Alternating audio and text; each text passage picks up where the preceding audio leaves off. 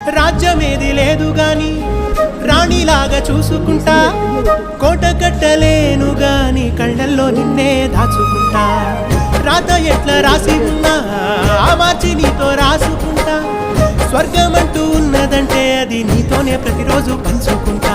నిన్ను గన్న మీ నాన్న కన్నా అల్లారు ముద్దుగా సాదుకుంటా. నీకు కోపం వస్తే కొంత దూరం ఉంటా, నువ్వు గీత గీస్తే నేను దాటనంటా. కంట నీరు కంటి రెప్ప దాటకుండా కాటుకై కావలుంటా.